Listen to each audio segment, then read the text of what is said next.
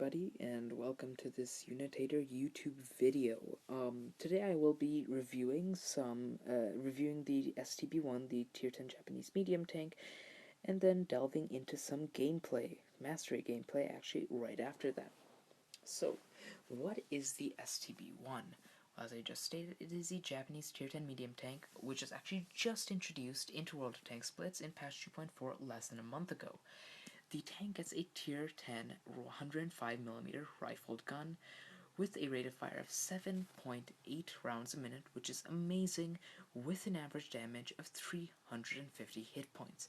This means that the tank gets a whopping damage per minute, of doing some quick mental calculation here, 2,700-ish damage, which is great for a Tier 10 medium tank, especially if you can control the pace of the engagement.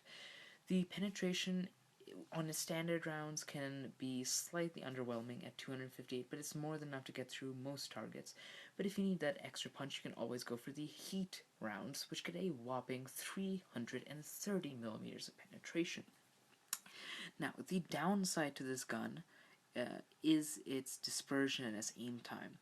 Now, the dispersion is 0.36 and the aim time is 2.1, which are much poorer when you look at the fact that it's a medium tank. And if we compare this to the, say, the dispersion of the FV4202, it's 0.32, which is 0.4 better. If we compare it to the 105mm cannon of the Leo, we see that the dispersion is 0.3 and the aim time is 2. And if we compare it to the Patton, we see that its dispersion is 0.36 and its aim time is 2. So it's definitely the worst in both categories, very slightly when compared to its peers, but it's definitely very deadly in the right hands. Now, armor-wise, the STB-1 has quite a weak armor profile, especially on the sides and rear of the tank, but it does have decent frontal hull armor due to its amazing angling, albeit weak,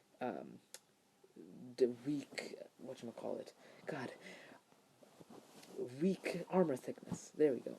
The turret armor, frontally at least, is very, very troll.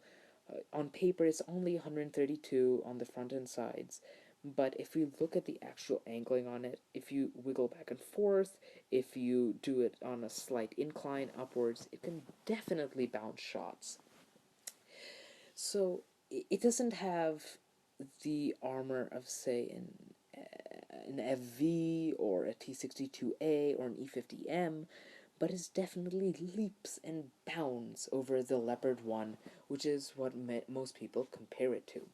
Now, what about the mobility of this tank? Well, when it comes to mobility, this tank has a speed limit of 53 kilometers per hour, which is more than enough to get you wherever you need to go. Furthermore, the tank weighs 37.7 tons, which gives it a average power-to-weight ratio of 19.9, which is quite good if you compare it to the other medium tanks. This means that it is good at climbing hills, amazing at traversing across terrain, and quite good at acceleration.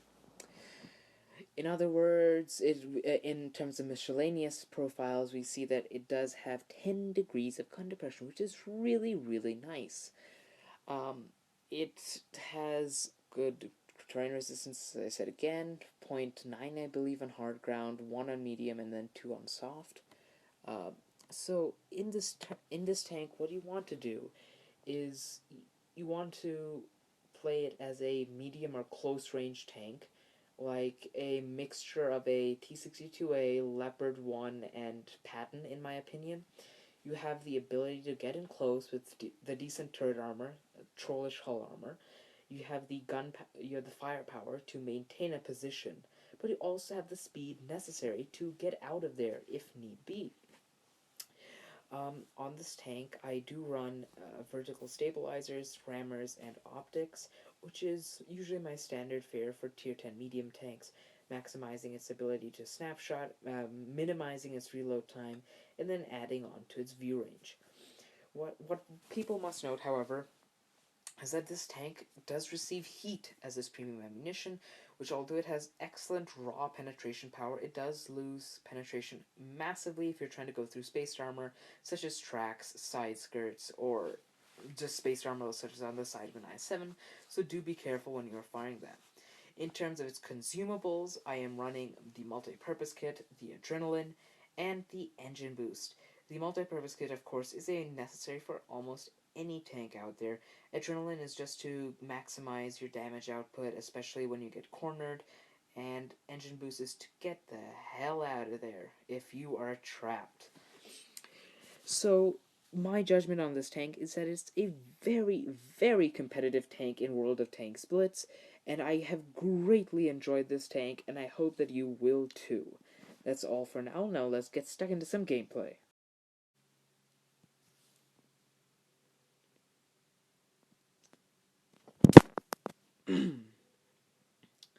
So, I like to run vents, rammers, and vert stabs on my STB-1, just as I run on most of my tier 10 medium tanks. In terms of consumables, I do like equipping an engine boost on this tank because I just feel like it can help me get out of tricky situations sometimes, especially with my aggressive playstyle. It must also be noted that this tank does receive 10 degrees of gun depression, which is excellent when fighting along ridge lines such as this. And there you can see the very trollish turret armor, especially due to the angling when you rock back and forth. Fortunately, we bounced the T-44's turret cheek, and oh, accidentally loaded HE there. But I load heat, attempt to get it through there, does not work. At this point, I realize that I'm not going to get to the front of those tough tanks, especially when they're angling upwards like that, even if I am going to use heat. So I try to take a different approach. I go to the flank and put shots into the side, rather front, of this IS-2. Or I say, geez, what am I saying today? Anyway, as you can see, the DPM on this tank is quite good. It uses a 105mm cannon with a very, very nice rate of fire. In my opinion, much better than the FV4202, the Patton, or any of the other competition. This tank also has a really nice low profile, which means that you can side hug, circle, and troll, essentially, these large tanks, like the mouse. As you can see, he has trouble putting his gun down all the way, and as we rock back and forth, he gets no clean shot into our turret. We are putting a couple of heat rounds into his side, and we take him out. Now I turn my attention to this cute little T-44 who is shooting us, and finish him off. Now I have to deal with this IS-8 who just dropped down here. I try to go for the rear. Luckily, he doesn't manage to get a shot into me. I load some heat, thinking I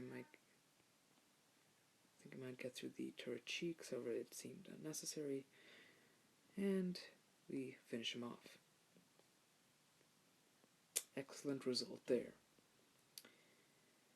Now I move up to damage the FV and the E3 from the back. Our team has done an excellent job holding them at the mill. Kudos and props to our mouse. And now we can just sit back and chunk shots into their rear. Really nice. Really, really nice feeling. You're just able to kick back, knowing that you got a battle in the bag, and throw some HE at their back.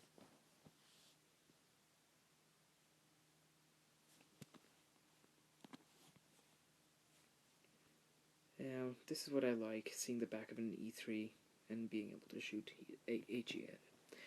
Great game, great result, and an amazing team, thanks to you all. So, this was a 6,000 1,748 damage game. This, as you can see here, the STB-1 definitely does not make credits. The credit earning coefficient, like almost every other tier 10 tank, is very, very, very low indeed. But this was our mastery badge combined with a top gun and a sniper medal. As we can see here, this was a definite carry for a team with 1,633 base experience, with 27 shots fired, out of which 25 hit, and out of that, 22 penetrated. Great result there. We did 187 spot damage, minimal, but I wouldn't expect less in a face-to-face confrontation like that. As you can see here, of course, the ammunition, especially with some of those heat rounds we fired, did cost us quite a bit, but our experience and the general result was completely worth it. Well, thank you for tuning into this Unitator video. I hope you enjoyed this greatly, and if you did like it, please consider leaving a like down below or hitting that red subscribe button. It really does help out the channel, and it gives me some more encouragement to continue creating this output, especially for this community. Thanks to you all. Have a good day.